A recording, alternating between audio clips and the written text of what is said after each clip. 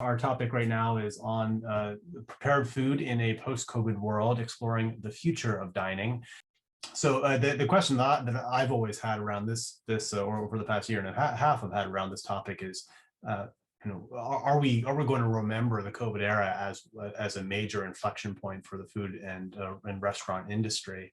And what are we going to see on the back end? Is it going to be more tech rich? Is it going to be a return to norm? It's going to be different, that's for sure. I mean, so many restaurants have gone out of business over the past year, and the new restaurant and prepared food landscape is going to be a fascinating one. And with that, I'll hand it over to our moderator, Jennifer Place of Finistere Ventures. Jennifer, good morning. Excellent. Thank you, Nick. Good morning and welcome everyone as we close out what has been a truly content-packed morning. So I'm really excited that you all are able to join today's panel on prepared food in a post-COVID world. As you mentioned, Nick, explore the future of dining with really a phenomenal group of entrepreneurs and leaders within the space. So I'm your host for today's session, Jennifer Place. I'm currently an investment director at Finistere Ventures, a venture capital fund investing in disruptive technologies across the farm-to-table supply chain. So just to provide a little bit of a framework for today's discussion, this last year, as indoor dining was closed, stay-at-home orders were put in place, consumers looked increasingly towards digital channels to access food like never before. This was a massive structural change. And really this brought on an evolution in consumer behavior, but more importantly, the ecosystem of innovation around it, pulling forward a trend that Finistere was already watching closely. Now, as an investor in the space, we saw a number of existing and new companies really deliver innovative solutions to address this growing trend, supported by venture firms who invested a remarkable $6 billion across 173 deals during the pandemic across the meal kit and delivery space. And we have a great cross-section of these companies with us here today. Now, we have an incredible panel of business veterans and leading entrepreneurs who will be sharing with us their firsthand experiences of navigating their businesses through COVID and really their thoughts on the trends and opportunities that we're going to continue to see in its wake. So without further ado, I'd love to invite our speakers here to introduce themselves, perhaps with a brief background. So let's kick things off with Hanson. Over to you, Hanson. Tell us a little bit about Salt Partners Group and your background. Sure. Thank you, Jennifer. Hi, everyone. My name is Hanson. I'm based here in San Francisco. I started Salt Partners 6 years ago with a thesis of being the business partner to a lot of creatives in the food space. Our current portfolio includes an ice cream company called Humphrey Slocum Ice Cream, a fine dining restaurant group built around Chef Dominique Crenn that includes a Michelin 3-star restaurant, Atelier Crenn. I have a bar group. I have some restaurants in Texas. I recently opened a restaurant in Florida with the Hall of Famer Tracy McGrady. And also on a personal note, I'm an early investor in Ellis's company, Territory Foods. So excited to be here to talk about what has been a very challenging 15 months for the restaurant industry. I think I'm finally seeing sunlight at the tunnel. Still in the tunnel, but coming out of it. Fantastic. Some heavy hitters certainly there on the culinary side, Hanson. Ellis, over to you. Thanks, Jennifer. Hi, everyone. I'm Ellis McCue, and I'm the CEO of Territory Foods. And Territory Foods is a direct-to-consumer fresh food platform that empowers healthy eating by facilitating the small, sustainable changes in our customers' lives. So what we do is we partner with over 40 different chefs and restaurants who produce individually prepared small batch meals. And through our platform, we leverage over 90,000 points of data per week to provide just personalized nutrition and different trends in health, wellness, culinary styles, so that we're always able to move our customers towards healthier eating in a way that's really intimate and personal to them. So best job in the world, I will say. But it's been a crazy 15 months as a direct-to-consumer company and really excited to be on the panel today. Fantastic. Thanks, Ellis. And last but not least, Luke. Hi, thanks for having me. My name is Luke Saunders. I'm the founder and CEO of Farmer's Fridge. The whole idea behind Farmer's Fridge was how to make fresh, healthy meals more accessible in your everyday life. And that really started with Fridge, which is in our name. So 8 years ago, the idea was take a vending machine and change the way everything about it worked to put fresh meals in it, and then build the supply chain up from scratch to service those machines. When the pandemic started about 18 months ago, we immediately leveraged that supply chain to shift our focus into home delivery and a lot more retail, and almost like think of a food service takeover. So now we're officially an omnichannel business, but still fulfilling the same mission, which is to make fresh, healthy meals as accessible as a candy bar. Fantastic. Well, let's jump right in. So one of the first topics we wanted to touch in here today is the shift in consumer dining behavior. You know, COVID has had a huge impact on how, what, and where people dine, really with massive headwinds towards the beginning of the pandemic for brick and mortar and tailwinds for online direct to consumer. So I would love to start by getting some firsthand accounts on how your businesses specifically experienced this shift and what role really did technology play in your response. So perhaps Ellis, we can kick off with you. What were some of the opportunities and what were some of the surprising challenges that Territory experienced this last year?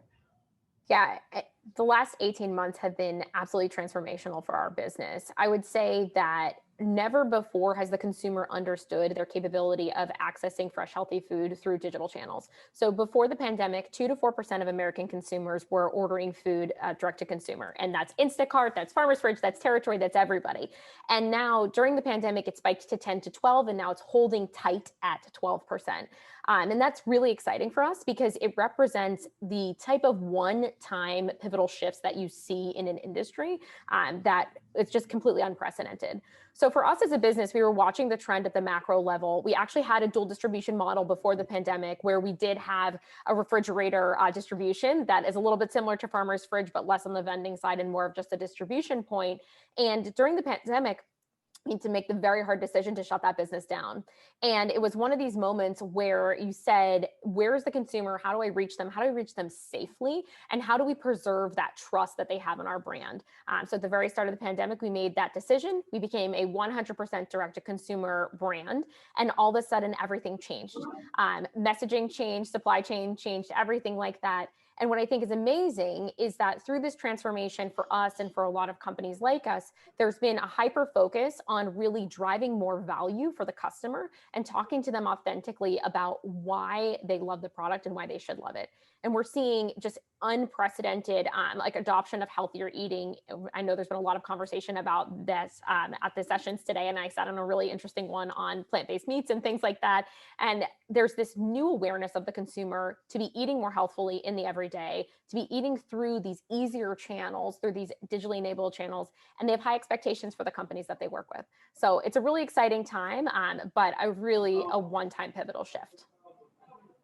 Fantastic. Yeah, and I think we'll unpack the point around authenticity and accessing customers later in the panel here today. So Luke, maybe over to you to get your thoughts. You know, I've often heard of your fridges referred to as the world's smallest restaurant. So I'm curious, were you impacted similarly to the restaurant industry at the onset of COVID? And really, how did you position your business in reaction? Yeah, we do think of the fridge as like a miniature restaurant, but the whole idea was to be a completely different unit model than a restaurant. So we could like pick it up and move it very quickly. We don't have a lot of fixed infrastructure at the point of sale. All of that is in our commissary. So we were starting to see a sales dip, and then we lost 85% of our fridge revenue over the course of about 2 weeks. Which, you know, for a restaurant would be very difficult, but because we had that back end production and delivery system, we just changed the endpoints from fridges to people's homes. And the 15% of fridges that were still online were actually all in hospitals.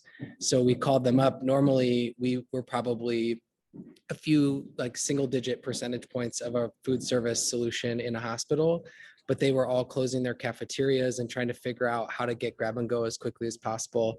So we were able to partner with them and with universities to essentially replace their cafeterias. So it showed the flexibility of our model. So yeah, we have restaurant quality food and we think about ourselves like a restaurant, more to position it that way with consumers. But at the end, we were able to shift that supply chain very quickly and meet customers where they were at their homes and in hospitals and universities. Yeah, no, that's fantastic and really a true testament to the flexibility of the platform there. I'm curious to get your thoughts, Hanson, you know, as an investor in largely brick and mortar retail. So I'm curious, do you look at the landscape any differently now? And really, when you think about your core strategy, has it changed at all around establishing new locations after COVID? Certainly has. For Soft Partners, right, we have a portfolio of different type of restaurants, right? So for my fine dining group, we went from went to 0% revenue, right, in March when it shut down. And to give an example for Atelier Cran, it's a Michelin 3-star restaurant, right? We never delivered. You can't come pick up. It just wasn't even in the vocabulary, right, for a lot of restaurants, which we don't serve a lot of customers, but our dollar spent, right, our dollar volume is very high. We met, like many restaurants, pivoted to takeout. It's interesting. Many fine dining restaurants didn't have delivery because we didn't trust the delivery partners. We ended up doing our own delivery finally. But we grew a line of business, right, on the takeout side that was substantial overnight. December ended up being almost the same revenue as we had in 2020 as 2019, all in takeout. And now the funny thing is that a lot of restaurants have stopped the takeout, right, because our platform and infrastructure is not built to handle that business. And honestly, a lot of chefs would rather just go back to dine in, right, and serve customers and extend hospitality versus putting food in a box. But one of the things that I am interested to looking at right now is so many restaurants have done such a good job on the takeout. I think it's elevated customers' expectations on what takeout food could be like, right? What food in the box could be in terms of quality, in terms of texture, in terms of temperature. And I think I think it's going to make, Ellis's and Luke's jobs both easier and harder, right? I think customers are even more used to, right, things in a package. But I think they now have been spoiled, right, over the last 12 months in terms of like, wow, that thing in a box or in a jar could and should taste better than what they're used to.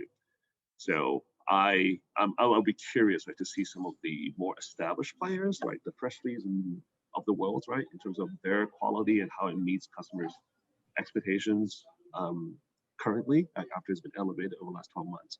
But for us, I have another portfolio company that I just started. It's purely takeout and delivery. And I'm going to build that company from the ground up, right, where we're leveraging kind of current technology, current distribution system, current supply chains, and how customers are buying food digitally to build this, what would be still a brick and mortar business, as in I'll have little restaurants in a lot of different places, but focusing purely on delivery and takeout. Jennifer, if I can jump back in for a sec, I think it's amazing because what Hanson's talking about in the transformation that he saw like Atelier Cran in his portfolio, we saw across our chef partners really dramatically, where before the pandemic, just for everybody on the phone, we have kind of a dark kitchen model where basically territory is produced during the dark kitchen hours of real chefs and restaurants. So we don't have a centralized commissary a la Farmer's Fridge. We actually work through a network. And before the pandemic, we were 15 to 25% of those restaurants' business, and we were solely dark hours. During the pandemic, all of a sudden we spiked to 85%, 95%. And it was this really big structural shift, because what happened in a lot of those restaurants was they were previously so focused on service, and so much of the selling happened during service that when they shifted to a takeout model and they started to use like seamless Uber Eats, DoorDash, things like that, the unit economics of the meal is completely different. They have no upsell capability at the table because you're not at the table, and they lose complete control by doing handoffs to the delivery services. Like Hanson was saying, like you just, especially at like a 3-star Michelin restaurant, you're not trusting anyone, right? And so it's interesting because what we did was we positioned ourselves with those restaurants as a stable business line that's based on trust. And I talked a little bit about this with the end consumer, but basically saying to our select number of restaurants, we're here to be your partner, we're here to extend your brand, and we're going to represent your restaurant all the way through the supply chain to the end customer. And that really crystallized throughout 2020 and into 2021, and has given us a completely different way of onboarding with those partners. Because the first time, restaurants need to be multi-business line businesses. It's not enough to plan for service any longer. And I think that the lasting result of this is that we'll see a whole generation of culinary entrepreneurs who won't enter the restaurant space because they will be too gun shy because of the fear of having to shut down. I just read something this morning that said 44% of American consumers say that they will dramatically reduce their in-restaurant dining for 2021 and beyond. So I think there is this structural shift, but that we have to work as an ecosystem to preserve the innovation that's happening. And really, I love Hanson's like takeout first idea, because that's building it for the new world. And it's just so exciting because it's a great model that that's going to capture the future rather than hide from it. Yeah, no, those are all great themes there, Ellis. I think in terms of how we're looking at the future also, it's interesting to unpack and really understand how we're tracking and monitoring and positioning your businesses for these oncoming themes, right? We could see a world where everybody's got pent up demand for restaurants and kind of pouring back in there. We could see a large, return to work. So I think we're very much in the next few quarters and again in a period of flux for the space. So I'm curious yourselves as entrepreneurs within this category, how you are looking to monitor these upcoming shifts and position your businesses for these potential new trends in the sector. And for me as a restaurateur, you're right. I mean, it is not quite the roaring 20s yet, right? But it is impossible to get reservations in San Francisco right now. Italian is sold out through end of July. Now, I worry about, I think for restaurants, and this is where I think, both Luke's model and Ellis's model has a lot of superiority in terms of over like a brick and mortar. Like I'm hyper focused on local demand, right? San Francisco. Now, a little bit of demand, we have about a third of our customers are international travelers, right? So there's a big old question mark of when they return. And that's for all fine dinings. And so I think a quarter of restaurants in San Francisco have closed and won't come back. And it'll take probably 5 to 7 years for that number of restaurants to come back in San Francisco. So, we're really playing on just simple econ 101 right now in terms of the demand curve. And then the supply curve is interesting right now, right? Because it's much lower, right? It's capacity for restaurants. So at a hyper local level, right? I focus on a lot of the local demand and supply economics of restaurants. But in terms of what we're talking about, right? The extension of the restaurants in terms of to take on delivery, that is here to stay, like what Ellis was saying. And it is, restaurants are not built to handle that. So how does that infrastructure change from the bottom up? Both from a just production perspective, but also right, another insight that Ellis has, right, which is also something that you and I talked about, Jennifer, right, which is that restaurateurs are terrible product managers, marketers. We sell reservations which are free, come in a restaurant and I upsell you, and I get you to buy wine, I get you to buy more than you want to buy. But to close that sale on online transaction platform, most restaurants just don't know how to do that. So there's a second disconnect, right? Where I think the pandemic allowed us to test a lot of things and force people, they had to buy up from us digitally. But going forward, right, how do we restaurateurs continue to be good at servicing you at the restaurant, but also being able to sell you to buy stuff digitally and remotely?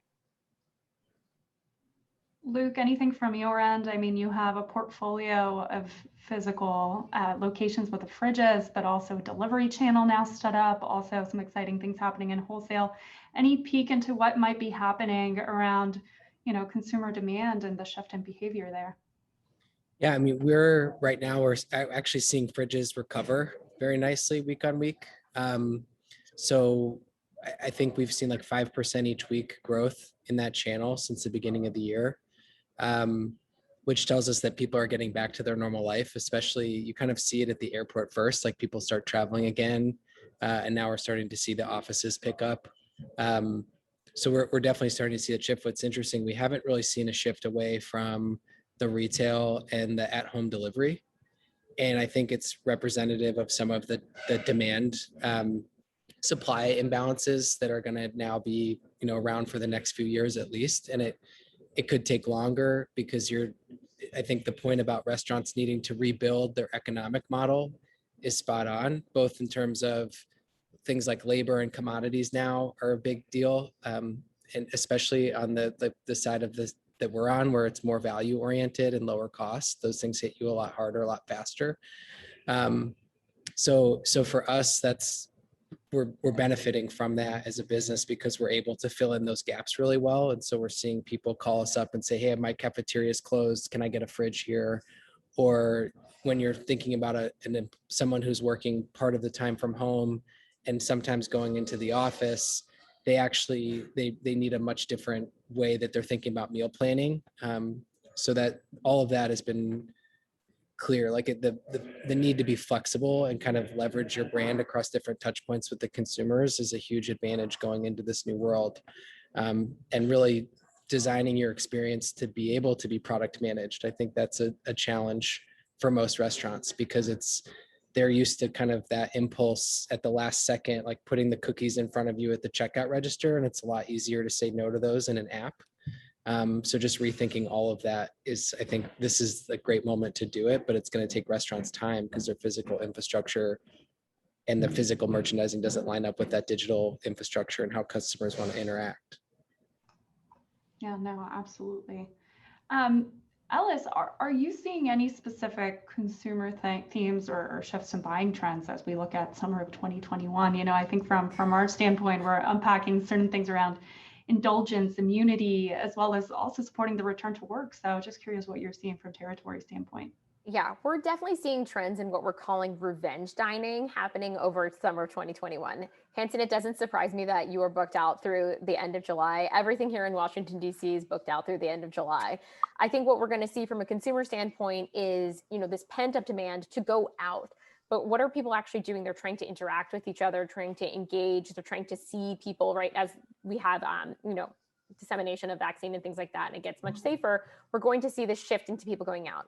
However, I think for us, the way we think about it for our business is that it's a social occasion and it's a one-time, multiple-time occasion. It's not the Monday through Friday trying to get through my work week. And for us, what we're really excited about is that through the last 18 months, we've cemented this really permanent relationship with our customer in helping them change their routine and helping them build a routine that helps them manage when they were a work from home parent with 2 people working and, 2 kids and things like that, and helps them understand that they can eat well, they can eat healthfully at home without having to cook.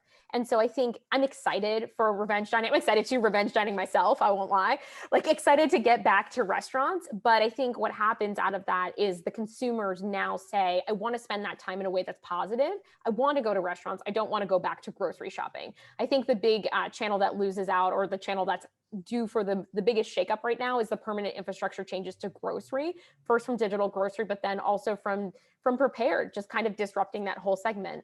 And the return to work thing is really interesting because I think for us, we say, our consumers already don't have time, and now they're going to have less, because now they're going to be sitting on the Google bus going down to Mountain View for an hour and a half every single morning from San Francisco, or they're going to be sitting in that infamous Beltway traffic, and they already had no time, and now they're going to have even less time. And so it's even more important for us to cement that relationship with them.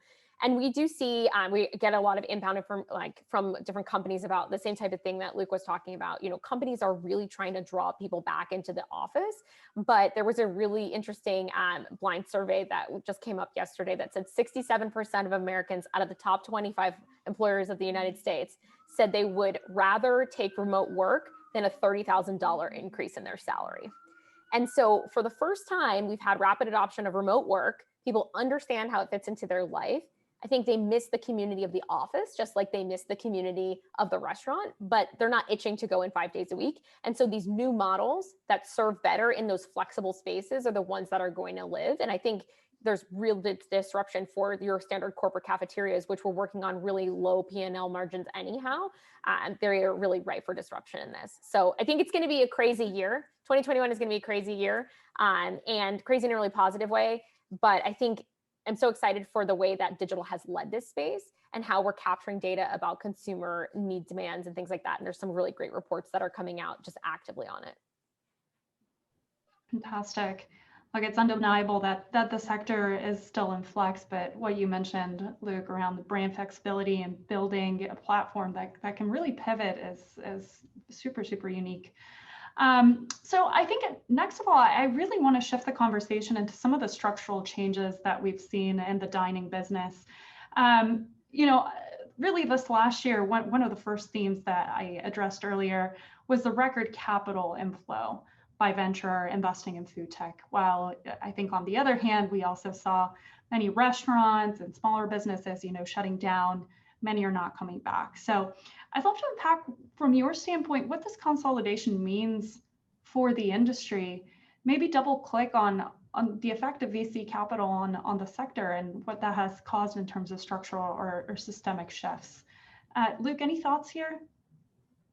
Yeah, I mean, I think there's obviously a lot of different angles of this, and the two big ones I think about are like the delivery layer. So you have like the Grubhubs and the DoorDash and the Uber Eats, and them kind of aggregating demand from customers into a single platform, and then essentially, to the point about restaurants being bad product managers. I mean, they're not even in a position to invest in those kinds of things because like the percentage of small restaurant chains, and so you're going to have very few large restaurants can actually create their own funnel with customers. So I think that's a really important theme, is like how they continue to get squeezed and the economics there and how that impacts the existing restaurant model. On the home delivery side, I think is like the D2C model, I think is still really small, and ends up, it has a lot of room to grow just because you're capturing such little pieces of the market. And you're competing against grocery, which is a really not a great experience. And it's a lot harder in the sort of the digital grocery model for the prepared food, because you actually kind of want to see and touch and feel. So that trusted brand that and you can order from is a big deal. So those are just some of the things I think the VC investing in the space makes a lot of sense, because you have these extremely high returns on scale, and you're aggregating that demand to where they're going to really control a marketplace. So I think it makes a lot of sense that technology is enabling that at this moment in time, and people want to invest in that growth. Any thoughts from the other panelists here? I think a lot of the VC investments, the dollar amount actually went to basically kind of layers above or below the folks who's actually making the food, right? i.e. us. There are some private equity investments, right, in terms of restaurant chains, and that's always been the case. But those tend to be a little larger, right? 50 to 100 units in terms of private equity buyouts, or different chains aggregated together. So the delivery marketplace is one where it's literally lose right now, right? Delivery companies don't make money.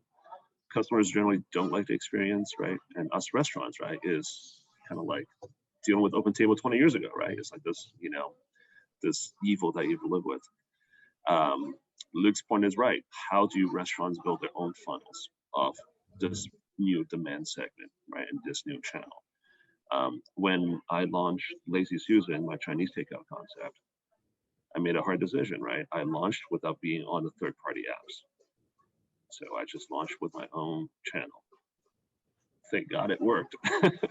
And then I'm able to, hold on to a lot of customers, right, on our own funnel and not to rely. And now I can truly look at the third-party apps as incremental demand and manage them that way, versus being the core demand. I mean, no restaurants can make the third-party marketplace, right, as the core demand. It just doesn't work. So I think that there's a lot of, I think the VC funds have basically funded the losses that everyone's having, right, through this whole development of especially the on-demand delivery channels. I think the restaurants are adjusting in terms of how they deal with this demand, right, from someone like Chili's, right, launching digital only and delivery only concepts. I think the delivery platforms are getting better in terms of how they manage commissions and operations with the restaurants. Yeah, a lot to be seen, right? It's a brand new channel, right, that grew up the last 5 years. Yeah, I got it. And in a way, the venture model is capital supercharging and accelerating the growth of opportunities within, an emerging sector. So it definitely leads to a more competitive dynamic. I'm curious, as we look at this digital shelf, do you believe, and perhaps this is for Ellis, that the digital landscape here is becoming saturated on the food side? And how really do you differentiate and maintain that differentiation in terms of the consumer perspective as they approach a business like Territory? Yeah, I think the digital shelf is absolutely saturated. And when you're in the digital space around food, it's just so hard. It's just so hard to differentiate because everyone can throw up a great photo of an overhead shot on marble of something that looks delicious and say the same 10 words. And so I think this is where the importance of really making it real is. And that's where I think models that have omnichannel capabilities and third-party equity and things like that really win, which is why I love our business, because I think a lot of what we hear, in Los Angeles, what we hear is like, oh, I love Cafe Gratitude. I love Territory. This is wonderful. That's how I found you, because they knew from going to Cafe Gratitude in Santa Monica, they know the quality. And then when they find us, they say, oh, I understand that quality. And so I think what we're really seeing is the need to like make it real. And I think that is where restaurants have always made it real, because restaurants are real. They're real life. You can walk in at any time. And I think that's really where the digital space is going to have some stratification, because the consumer's tired of hearing all the ads. They're tired of seeing the same things. And so they're looking for things that they can believe in. And the other pillar that I think is really important in this moment is like cultural and social and mission-based companies. And I think we're seeing that as an emergent trend more than ever before, and saying, who is making this food? Like, who are the restaurants behind it? Like, what's the mission of your company? What are the values of your company? And that's a place where I'm so proud, because as a company that grew out of the restaurant community and serving our community through partnerships, we really have this unique ability to touch our customers and talk to them in a real way about the who that is making the food and supporting the restaurants with whom we work. So I think those social mission values are becoming more and more important, as well as making it real to drive trial, because in the digital world where it's the infinite scroll, it's very hard to stop that scroll pattern, and it gets more and more expensive every day. Excellent. Luke, maybe back to you, in this push and pull really of digital versus physical, where do you think we ultimately shake out for dining? And maybe what can digital continue to do well or better than physical, or vice versa? I think you have a really unique approach here with, your omni-channel portfolio. Yeah, I mean, I think the simplest layer of this is like, if you're looking for an experience, that's a restaurant, and you want to sit down, you want to enjoy yourself, you want a server to serve you and guide you through the menu. That's something that's like a journey and a social occasion.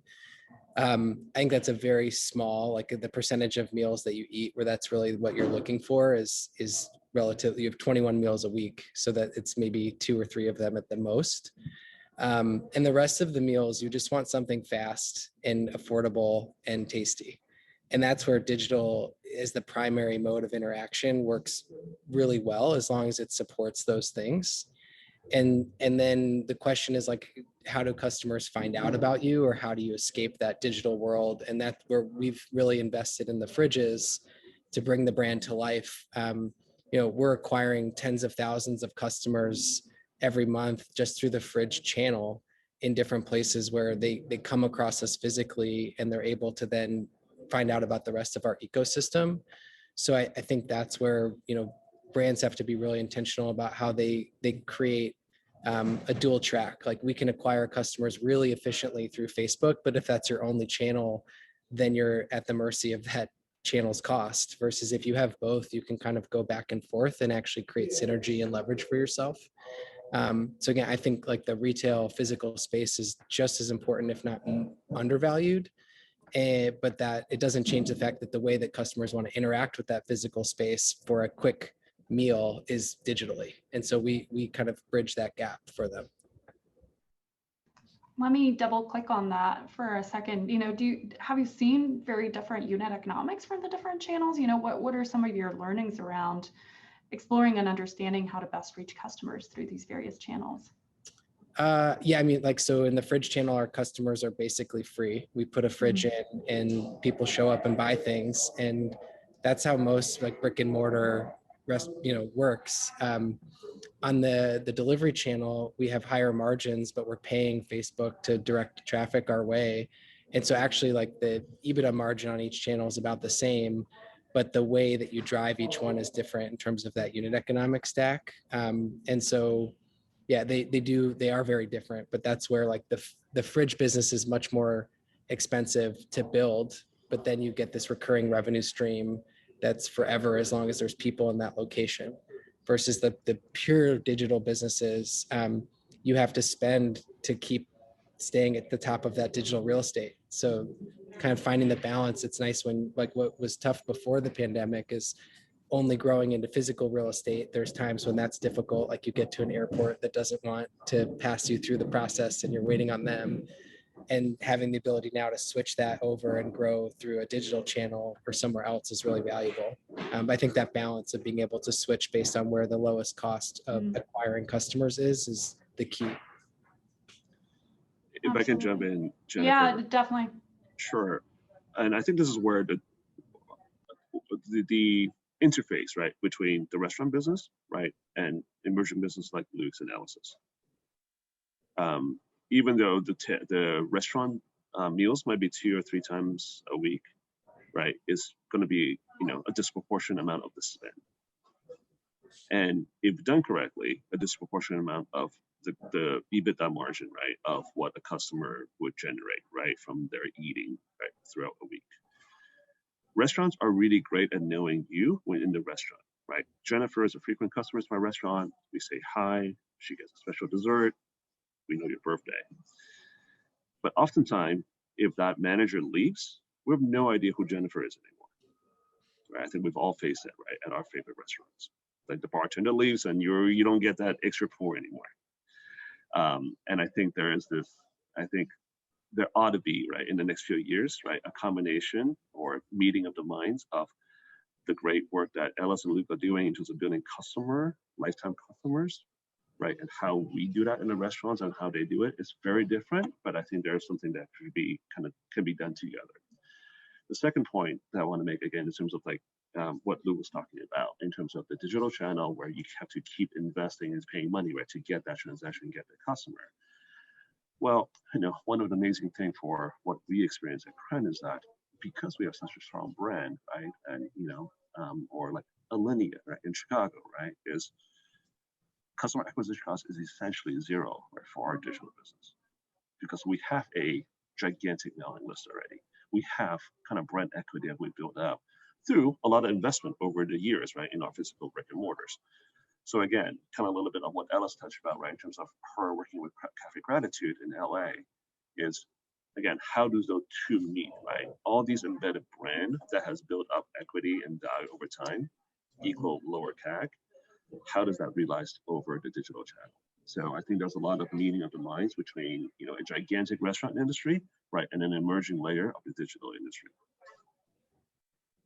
That's fantastic. Well, I think, look, we're right at the top of the hour here. We started a little late, but maybe we have time for one more question. This is, as wrap-up commentary. Let's keep it brief, yes or no answers. I'm curious, after a year that has really rocked the category, do you believe your business is more strongly or worse positioned than a year ago? Maybe let's go around the room. Yes and no.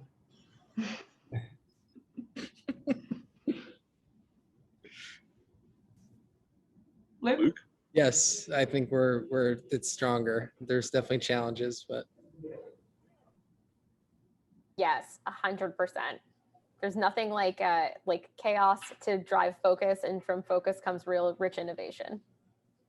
Fantastic. Well, thank you all for joining us here today. I personally found everybody's accounts incredibly inspiring, and I feel like we're on the cusp of a brand new generation of food, very exciting things to come. So happy to have been part of this panel today and explore some of the opportunities and challenges of what some of these brands are encountering as we pursue this digital transformation in the dining space. So back to you, Nick and Howard. Thanks so much. Jennifer, bye. Thank you, everyone. Thanks, bye-bye. Thanks. Great panel.